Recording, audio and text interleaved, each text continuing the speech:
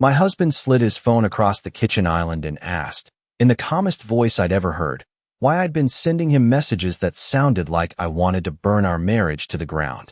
I looked down at the screen, at my own name above a thread of cruel, clipped texts, and for one strange second, I actually wondered if I'd lost my mind. The words were vicious, cold, petty. They mocked his work, his loyalty, even the way he still called his mother every morning before 8. One message read, "If you miss her that much, maybe you should go sleep in her guest room and let her finish raising you." Another said, "I'm tired of competing with the woman who thinks she's your first wife." My coffee went cold in my hand. I read the messages twice. Then a third time. They were supposedly from my number. Sent over the last 2 weeks. Delivered late at night. Early in the morning. In the little quiet spaces where a marriage can be wounded the deepest. "I never sent these," I said, and even to my own ears, my voice sounded too steady for a woman watching her life split open on a Tuesday morning. Ethan didn't yell. That would have been easier. He just stood there in his work clothes, one hand braced against the counter, looking at me like he was trying to decide whether I was lying or unraveling. "Claire," he said softly. I wanted to believe that too. That hurt more than if he'd raised his voice. Behind him, seated at our breakfast nook with both hands wrapped around a mug of herbal tea she hadn't been invited to drink in my kitchen at 7:30 in the morning, my mother-in-law lowered her eyes like she was embarrassed to witness such a private moment. Judith Bennett had perfected that expression years ago. Concern dressed up as innocence. Sorrow worn like perfume. She didn't say a word at first, which somehow made her presence louder. The sun was pouring through the bay window over the sink, hitting the polished granite, the fruit bowl, the framed photo from our anniversary trip to Napa, turning everything warm and golden and normal. But nothing in that kitchen was normal anymore. Ethan had been distant for days. Short answers. Long silences. Sleeping on the edge of the bed like there was an invisible line between us. I told myself it was stress. Quarter-end pressure at the firm. Too many late nights. Too many obligations. I had not considered that someone had been feeding poison into my marriage one text at a time. "Maybe," Judith finally said, in that gentle church lady voice that made strangers trust her instantly. "This is just a misunderstanding that's gone too far." I lifted my eyes from the phone and looked straight at her. Not at Ethan. Not at the messages. At her. She gave me a sad little smile, the kind a woman gives when she wants credit for staying gracious while your world collapses in front of her. And in that exact moment, with my own number at the top of a conversation I knew I hadn't written, with my husband doubting me and his mother sitting in my kitchen like she belonged at the center of it all, something inside me went still. I didn't cry. I didn't defend myself again. I didn't beg Ethan to choose me over what looked like proof. I just stared at the screen, at one oddly familiar phrase in the middle of all those messages, and felt a cold certainty settle into my chest. Someone had used my number. Someone had borrowed my voice. And if I was right about who it was, then Judith Bennett wasn't trying to win an argument. She was trying to end my marriage. She just didn't know that one screenshot was about to end her little performance first. By noon, Ethan had packed an overnight bag and left for his mother's house without slamming a door, without saying anything cruel, without giving me the kind of dramatic ending I could have hated cleanly. He stood in our entryway with his car keys in one hand, and his jaw set so tightly I could see the muscle twitching. "I need a few days to think," he said. "I cannot keep pretending those messages did not happen." I wanted to tell him that pretending was exactly what someone else had been counting on. I wanted to ask him how many years of marriage it took before a husband knew the difference between his wife's voice and a stranger wearing it like a mask. But I said nothing. I just nodded and stepped aside while he walked past the umbrella stand, the framed wedding photo in the hallway, the little ceramic dish where we always dropped our keys. Judith followed him out to the driveway with that careful, sympathetic posture she used whenever she wanted to look like the only stable person in the room. She touched his arm before he got into the car. He let her. Then they drove away together, leaving my house so quiet I could hear the hum of the refrigerator from 20 feet away. I stood in the kitchen for a long time after that, staring at the place where his phone had been on the counter, as if the air itself might explain what had just happened. Then I did the only thing that made sense. I sat down at the kitchen island, opened my laptop, and started checking facts. Not feelings. Not memories. Facts. My phone was beside me, still at 38% battery, still logged into the same account I had used for years. I opened my message history first. The thread Ethan had shown me was there, but not the way it should have been. Some of the messages appeared in his screenshots, but not in my full thread. Others were missing entirely. That was wrong. Text messages did not usually behave like that unless something had been deleted, forwarded, or mirrored through another device. My stomach tightened. I opened our cell carrier portal next. Timestamps. Delivery logs. Device activity. I checked each line slowly, the way I balanced my checkbook after college when $20 could ruin my whole week. One message that Ethan swore he received at 11:42 p.m. had supposedly been sent while my phone had been in my purse, dead, at the bottom of a restaurant booth during dinner with my friend Maya. I remembered because she had teased me about always forgetting my charger. Another had gone out at 6:11 a.m. last Thursday, a time when I had been in the shower and my phone had still been on the bathroom counter. I could picture the steam on the mirror, the towel on the floor, the sound of the local traffic report from the bedroom television. I knew exactly where I was because I had lived every ordinary second of that morning. Ordinary seconds suddenly mattered. I pulled up my cloud settings. Linked devices. Shared access. Backup history. Most of it looked normal until I saw one device I had not thought about in months. An older tablet still authorized under Ethan's family account. My fingers froze over the keyboard. A silver tablet he had handed his mother last Christmas because she said she wanted a bigger screen to look at vacation photos and church live streams. I leaned back slowly, the stool creaking under me, and for the first time since Ethan showed me those messages, I did not feel panic. I felt something colder, something clearer. Because if Judith had access to that device, and that device still had access to our shared message ecosystem, then this was not a misunderstanding that had gone too far. This was a plan. And plans always leave fingerprints, even when they are hiding behind someone else's name. That old tablet sat in my mind like a lit match all afternoon. I did not touch it right away.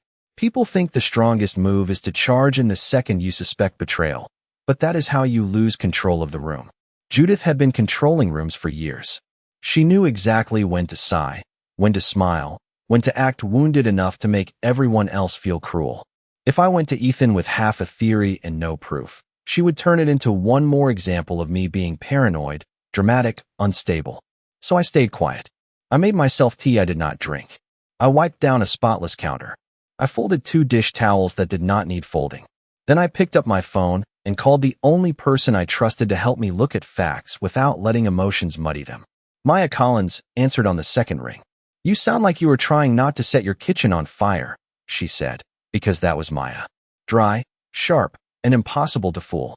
We had been friends since college, back when we split rent in a tiny apartment over a laundromat and thought frozen pizza counted as meal prep. Now she worked in compliance for a cybersecurity firm outside Boston, which meant she spent her days tracing digital messes created by people who assumed nobody would ever look closely. I told her everything. The messages. Ethan leaving. Judith sitting in my kitchen like she was hosting a grief support group for a marriage she was quietly helping bury. Maya let me finish before she said, "Do not accuse anyone yet. Check the linked devices. Then check whether message forwarding or cloud sync is still active on anything old." I swallowed. "There is an older tablet." "Of course there is," she said. "There is always an older tablet." I could hear her typing on the other end. "Listen carefully, Claire. If that device still has access and she has physical possession of it, she might not need your phone in her hand every time. She could see threads, respond through synced services, delete from one place, or create confusion depending on the settings. People think family tech is harmless because it starts with sharing photos. That is exactly why it gets abused. I went upstairs to the hall closet where we kept the electronics graveyard of every American household. Old chargers, tangled cords, a retired router, instruction manuals nobody ever read. The tablet box was still there, empty. Ethan had given it to Judith the week before Christmas after she complained that her phone screen was too small to watch her church sermons. I remembered because she hugged him like he had donated a kidney. "You are the only one who ever thinks of me," she had said, while standing in my living room under a wreath I had hung myself. I sat on the floor with my laptop balanced on a storage bin and started tracing the account history exactly the way Maya told me to. Login records, device authorizations, sync timestamps. It was slow, tedious work. the kind that rewards patience instead of panic. Then I saw it. A recent sync request tied to the old tablet. Not months ago. Not last Christmas. 2 nights ago. At 11:39 p.m. 3 minutes before one of the nastiest messages Ethan had shown me. My breath caught, but I did not move. I just stared at the timestamp until the numbers blurred. Then another detail surfaced in my memory, so sharply it felt like someone had turned on a light in a dark room. One of the messages had used the phrase little performance when talking about my fake kindness around Judith. I had never said that phrase in my life. But Judith had. Twice. Once after Easter brunch when she accused her sister-in-law of putting on a little performance for the pastor. And once in my own kitchen, when she smiled at me over lemon bars and called a neighbor's apology a sweet little performance. Some people leave fingerprints on glass. Judith left them in language. And suddenly I knew I was not just looking for technical proof anymore. I was looking at a pattern that had been rehearsed for years. Once you see a pattern, you cannot unsee it. That was the cruelest part. I sat on the floor of that hall closet with my laptop open, and suddenly every polite smile Judith had ever given me looked different in memory, like a painting under bad lighting that finally gets turned toward the sun. The first year Ethan and I were married, I had called her every Sunday because I genuinely wanted us to have a good relationship. I had brought flowers to her condo in Hartford. I had learned how she liked her coffee, 1 packet of sweetener, and too much half and half. I had sat through stories about Ethan's childhood baseball trophies and the time he broke his wrist at age 11 and only wanted his mother in the emergency room. I thought I was building trust. Looking back, I was just giving her access. It started small, the way these things always do. She would accidentally tell Ethan I sounded tired after a lunch with her, and suddenly he would ask if I was unhappy.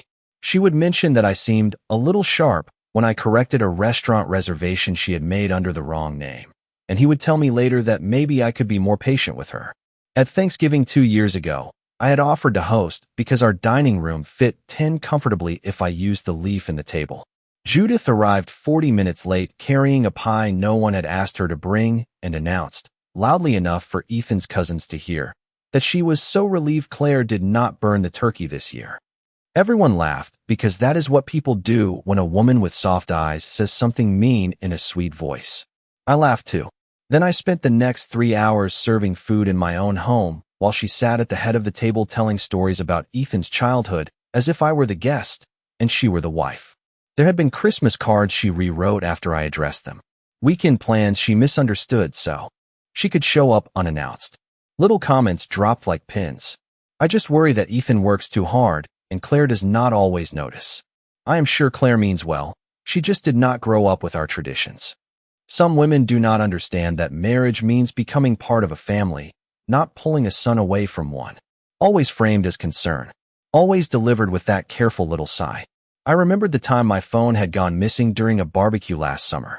I had searched the patio, the powder room, even the garage, only for Judith to emerge from the den holding it in one hand and smiling. It was buzzing on the side table, dear. I did not want you to miss anything important. At the time I thanked her. Now I could still see the exact way her thumb had rested near the screen. Then there was the weekend in Vermont in October, when she insisted Ethan help her set up the old tablet because she could not figure out all these modern things. I had been the one who found the charger. I had been the one who entered the household Wi-Fi password because Ethan was carrying luggage inside. Judith had watched every step with bright, grateful eyes, asking innocent questions that no longer felt innocent at all. Does this automatically sync? Can I see family messages on here? How do I know if I am signed incorrectly? I had answered because that is what normal people do when someone's mother asks for help. My chest tightened so hard I had to set the laptop aside for a moment. This had not started with a handful of fake texts. Those messages were just the first time Judith had stopped pretending the line mattered. She had been testing doors for years, and every time Ethan opened one for her, she walked a little farther into our marriage. The difference now was that I could finally see the footprints. By the time the clock on the microwave blinked 5:42 p.m., I had done what most people do when their life starts to tilt sideways. I cleaned the house like I could scrub the truth into a shape I was ready to face. I wiped down the stove. I sorted the junk drawer. I folded a blanket that had not been unfolded in weeks. Then my phone rang again, and this time it was Maya calling back, her voice sharper than before. I dug into what you sent me, she said without preamble. The sync pattern is not random. That tablet checked in right before at least 2 of those messages. And Claire, there is something else. I sat down on the edge of the couch, so fast the cushion bounced under me. What? If someone is using a linked device sloppily, sometimes the system leaves traces in previews, notifications, or image captures. Not enough for a criminal case, she said dryly, but more than enough for a family implosion. I let out one humorless laugh. That is exactly the scale I am working with. She told me to send over every screenshot Ethan had shown me, including the cropped ones he had texted after he left, the ones he probably thought were proof, but had accidentally become evidence. I opened the thread with trembling fingers. Ethan had sent them around 10:30 that morning, each image clipped tight around the messages, as if he could not bear to see anything outside the damage. I forwarded everything to Maya. We stayed on the phone while she zoomed in, enhanced metadata where she could, and looked for inconsistencies. There, she said after a long pause. Do you see that tiny gray bar at the top edge in the second image? I squinted until my eyes watered. At first it looked like nothing, just a sliver of interface. Then I saw it. The shape of a tablet message preview, not a direct phone capture. The proportions were off. The layout spacing was wrong for Ethan's phone model too. That screenshot was not taken from his device, Maya said. It was taken on a larger screen first, then resent or shown to him. Somebody captured the thread on the linked tablet. I closed my eyes and leaned my head back against the couch. For a second I could hear Judith's voice from months ago, syrupy and self-pitying. I never know what I am doing on this thing, Claire. You young people make it look so easy. I had smiled and fixed her settings.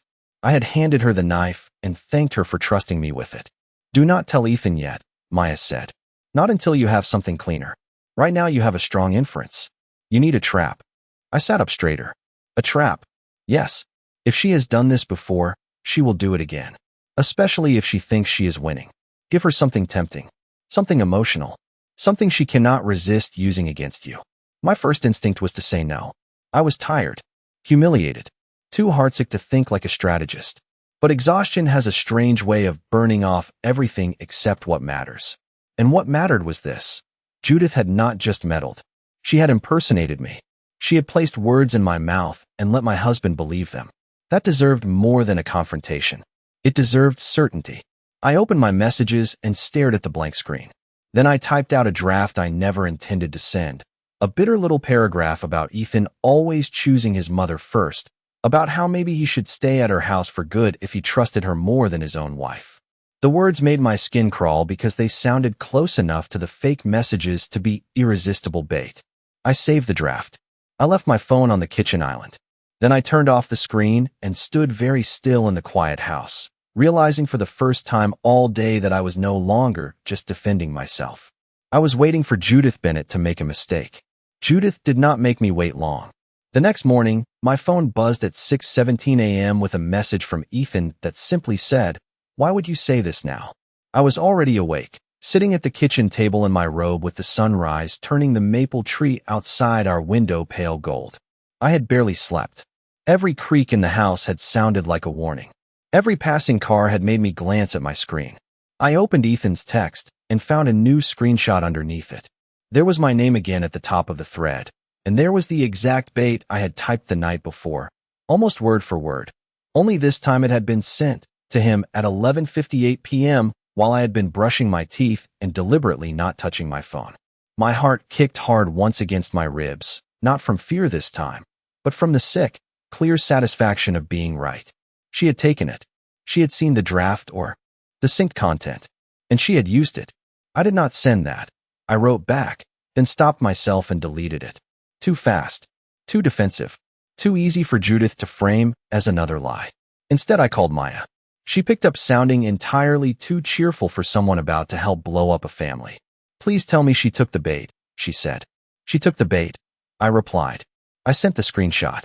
Then I opened the account logs with my laptop balanced beside a bowl of cereal I had no intention of eating. The record was there within minutes. A sync event from the old tablet at 11:54 p.m. A content preview. Then activity on Ethan's thread. Maya walked me through everything while I clicked. "Take screen recordings," she said. "Not just screenshots. Capture the timestamps live. Capture the device list. Capture the sync history. If she tries to revoke access later, you want a sequence, not one frozen image. So I did. My hands were steady now. Strange how calm arrives once grief turns into clarity. I recorded the device page. I recorded the authorization trail. I recorded the message settings showing that the old tablet was still linked under Ethan's family account. Then I enlarged the screenshot Ethan had sent, and there it was again. That tiny visual tell at the top edge, the subtle spacing of a larger interface, the kind of thing nobody notices unless they are looking for it. That is your bridge, Maya said. The fake message mirrors the draft. The tablet sync happens 4 minutes before. The screenshot formatting points to a larger screen. That is not coincidence. That is a workflow. A workflow.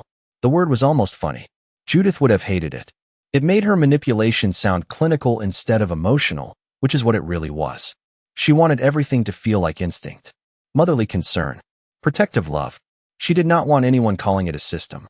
At 8:03 a.m., as if the universe itself enjoyed dramatic timing, Judith texted me directly. I hope you and Ethan can talk calmly today. He is under so much stress. Sometimes words said in anger do lasting damage. I stared at the message until my jaw ached. There was not a single accusation in it. No direct admission. Just that same polished concern she had worn like jewelry for years. But now, I could see the smear of fingerprints all over it. I did not answer. Instead, I forwarded it to Maya and saved it with everything else. Then I called Ethan and asked if he would come by that evening so we could speak face to face, just the two of us. He hesitated. Long enough to tell me he was still standing on the edge of trust, not in it. My mother thinks, he began. I am not asking what your mother thinks, I said, very quietly. I am asking if my husband can come hear the truth. There was a silence on the line that felt longer than it was. Then he exhaled. I will be there at 7. I hung up and looked around my own kitchen, at the neat counters, the fruit bowl, the wedding photo still smiling from the hallway like it belonged to a different couple. By 7 o'clock, I would either get my life back or lose it cleanly. But either way, Judith Bennett was done speaking through me. At 6:42 p.m., I lit the small lamp in the corner of the living room instead of the overhead lights. I wanted the house to feel calm, familiar, not like a courtroom, even though that is exactly what it had become. I set 2 glasses of water on the coffee table and placed my laptop beside them, already open, already queued to the exact files I needed. Not 10 files. Not 20. Just enough. Too much evidence can look like desperation. The strongest truth is usually the simplest one. Maya had drilled that into me all afternoon while I organized everything into a clean sequence. The device authorization page, the sync logs, the timestamps, the screen recording, and finally the enlarged image showing the subtle tablet interface hidden inside the screenshot Ethan thought had come from his own phone.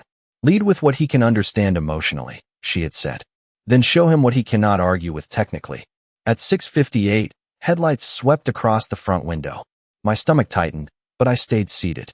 Ethan let himself in with his key exactly as he had for years, and that hurt in a way I had not expected. Some habits survive even when trust does not. He stepped into the living room looking tired, older somehow than he had 48 hours ago. His tie was gone. His sleeves were rolled up. He glanced at the water, then at the laptop, and I watched him realize this was not going to be another circular argument about feelings. You said just the two of us, he began. I meant it, I said. Then, as if summoned by the scent of boundaries, the front door opened again. Judith walked in behind him without knocking. She was carrying a covered casserole dish in both hands, dressed in a pale blue cardigan and pearls like she was arriving for a church supper instead of the collapse of her own scheme. I just thought, she said with that breathy little smile, you two should not have this conversation hungry. For one absurd second, I almost laughed. Of course she brought food. Judith always liked to wrap control in hospitality. Ethan turned halfway toward her, embarrassed. Mom, I told you I would call after. And I told you I was worried. She replied gently, then looked at me with those practiced eyes. Claire, I hope you do not mind. I only want peace. There it was again. Peace. As if peace were something that happened naturally when a woman like Judith entered a room, instead of something that disappeared the moment she did. I looked at the casserole dish, then at her face, then back at Ethan. No, I said evenly. Stay? This will be easier if you hear it too. Judith paused just long enough for me to see the flicker. Not fear. Surprise. She had expected tears. Maybe anger. Maybe pleading. She had not expected an invitation. Ethan sat down slowly in the armchair opposite the couch. Judith took her usual place at the far end of the sofa without being asked, setting the casserole on the side table like a prop in a performance she had rehearsed for years.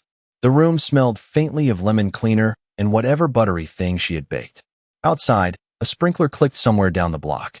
Inside, nobody spoke for several seconds. Then Judith folded her hands in her lap and gave me a look so full of sorrow, it would have convinced a stranger she was the injured one.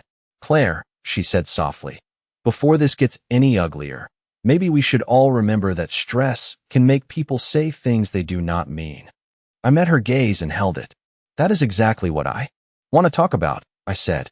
Then I turned the laptop toward Ethan, pressed play on the screen recording, and watched the color begin to drain from Judith Bennett's face before a single word of explanation had even left my mouth.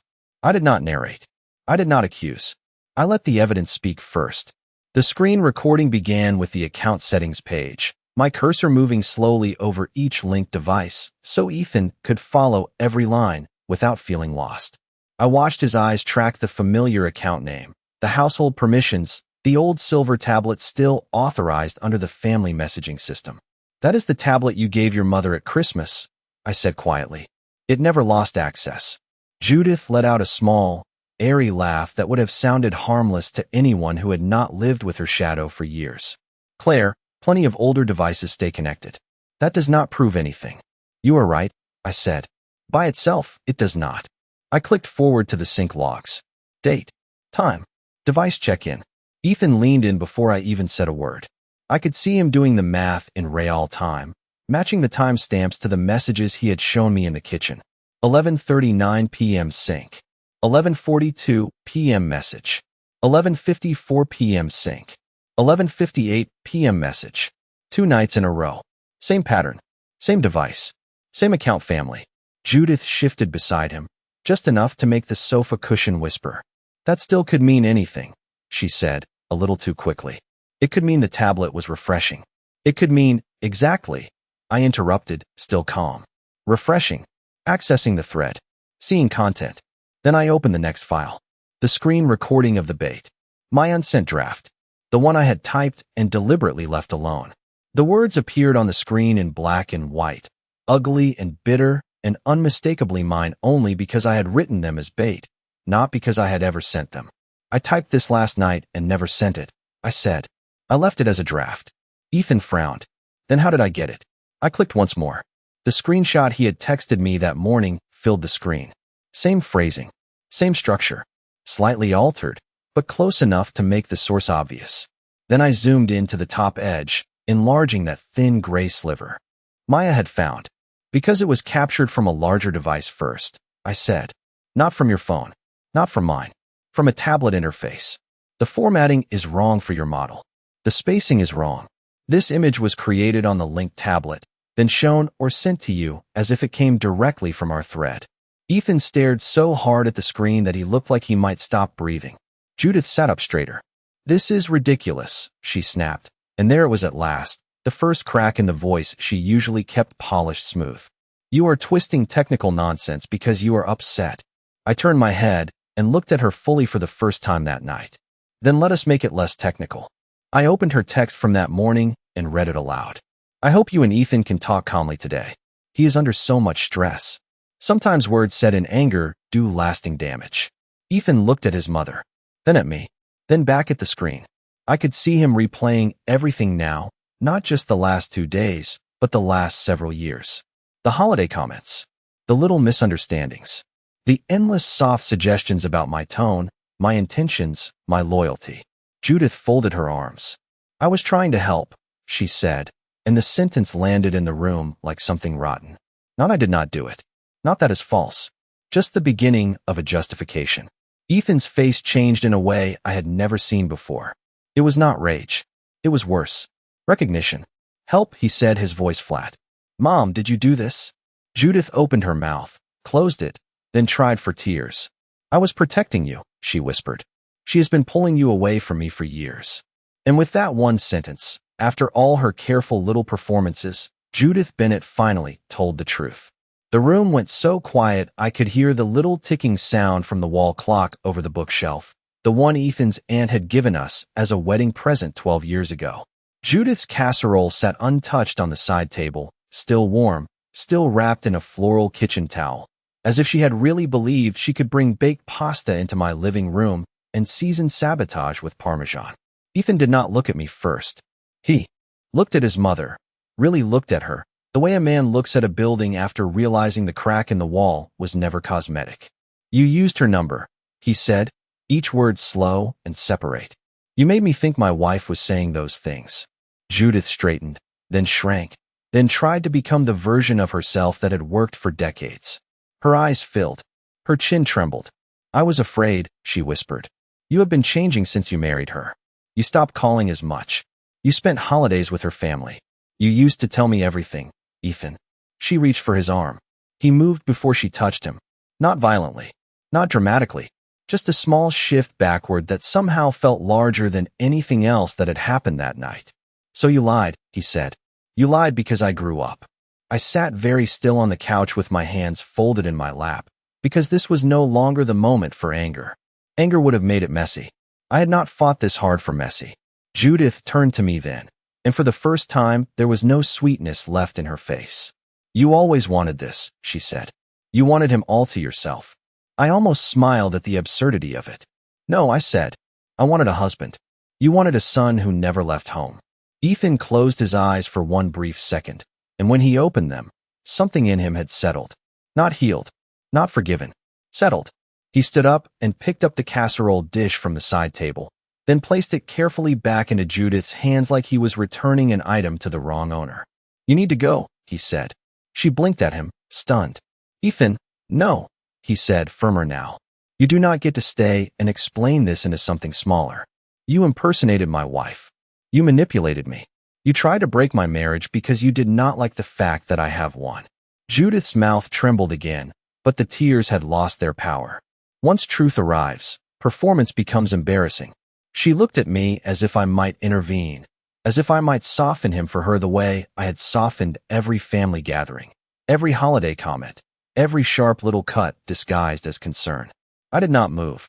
I did not rescue her.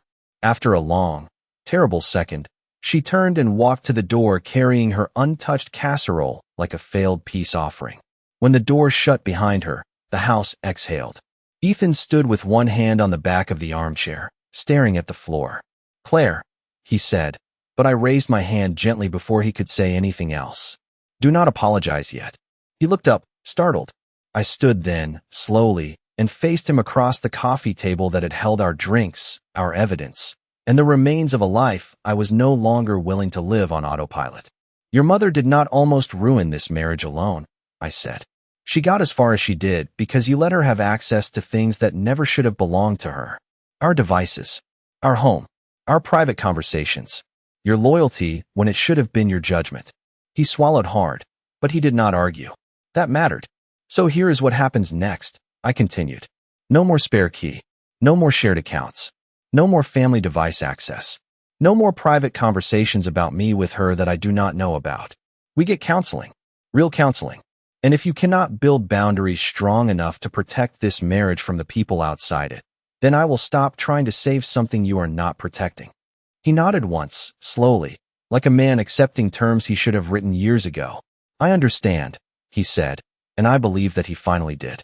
Later that night, after he changed the passwords, revoked the tablet, and sat at the kitchen table with his face in his hands like the weight of adulthood had finally landed where it belonged, I stood at the sink and looked out at the dark yard. The maple tree was only a shadow now. The house was quiet again, but it was a different kind of quiet than the one he left me with. Cleaner, sharper, earned. That screenshot did not save my marriage. It saved my clarity. And sometimes clarity is the only thing strong enough to survive a family built on lies.